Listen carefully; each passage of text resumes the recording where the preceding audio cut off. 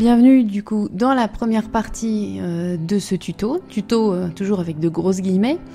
Donc on va parler, je vais vous présenter, oui, désolée pour le bruit ambiant, ce sera pendant tout le tuto, je m'excuse.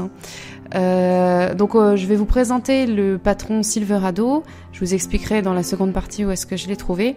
Donc concrètement, il va de la taille 32 à la taille 52.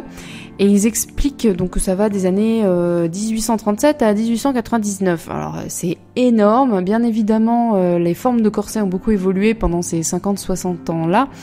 Mais bon, sachez que moi je le porte sous mes crinolines, sous mes tournures, enfin ça fait la blague. Encore une fois, si vous voulez être parfaitement histo, il va falloir trouver le corset de l'année de la tenue que vous êtes en train de faire. C'est sûr que c'est toujours mieux, mais bon, moi je trouve que pour l'instant ça fait la blague pour ce que je veux en faire. Donc, je vais vous montrer en fait le second corset que j'avais fait. Dans la vidéo qui va suivre, je dis que c'est le premier, mais je sous-entends par là que c'est le premier patron en fait que j'ai fait. J'ai fait d'autres corsets, d'autres époques plus tard, mais c'est le premier que j'avais réalisé. Donc là, voici le premier que j'ai vraiment fait, la première chose que j'ai cousue ever, comme on dit.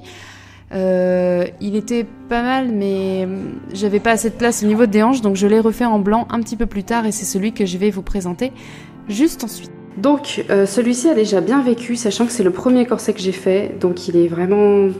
Bon, il y a plein de choses que je voudrais changer, les finitions, faut pas regarder de trop près, mais bon... il a fait son job et il est toujours très bien, j'aime toujours le porter, c'est juste que là j'ai pas envie d'être trop serré pour le prochain événement que je vais faire et il commence à souffrir. Donc là on a l'extérieur, il était fait dans une toile satin, que j'aime beaucoup d'ailleurs. J'aurais bien aimé la reprendre mais j'en ai plein de la mat et bon bah, faut bien que je l'utilise. Donc c'est une toile très solide que j'ai achetée chez Alice Création, je vous mettrai le lien. Et donc elle est vraiment très très bien. À l'intérieur on retrouve une doublure coton cette fois-ci, très solide elle aussi. Donc on voit que bon bah oui, il a un peu souffert, il a des taches, tout ça. Donc on a deux panneaux identiques, c'est-à-dire qu'à chaque fois qu'on fera quelque chose, il faudra le reporter dans l'autre sens. La seule chose qui change concrètement sur ces deux panneaux, c'est le côté femelle du busque et le côté mâle ici. Ce sont les deux seules choses qui change. Hop, et donc il se ferme comme ceci. Donc à l'époque je l'avais fait avec deux goussets, un ici et un là. Ça permet de donner, je sais pas si on va voir vu du dessus, mais ça fait un peu comme une petite coupe de soutien-gorge pour maintenir la poitrine, en fait, lui donner une jolie forme. Si vous en mettez pas, votre poitrine va être compressée, mais bon après c'est votre choix, mais le Silverado est fait pour ça.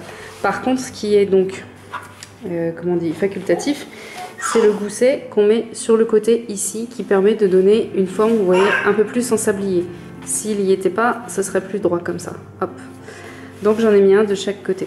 Et je compte en mettre des plus larges la prochaine fois. Je pense qu'on en reparlera quand je vous montrerai le patron.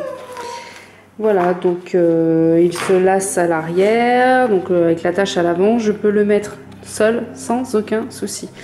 Ce que je changerai aujourd'hui, ce que je vais changer d'ailleurs, puisque...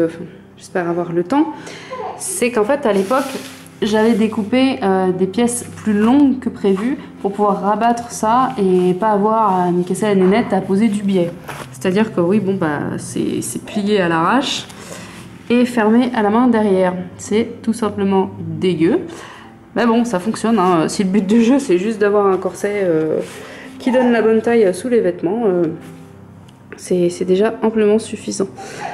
Pour les œillets, je vous conseille de prendre ceux qui sont en deux morceaux, c'est-à-dire donc cette petite partie qui est lisse et une partie en fait qui est juste une rondelle qui va venir rifter l'œillet autour du trou et c'est beaucoup plus solide dans le temps. D'ailleurs, les miens ont très bien tenu et je suis absolument pas déçue.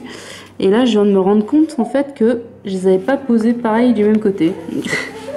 Bon bah c'est un autre truc que j'aimerais améliorer, vous voyez.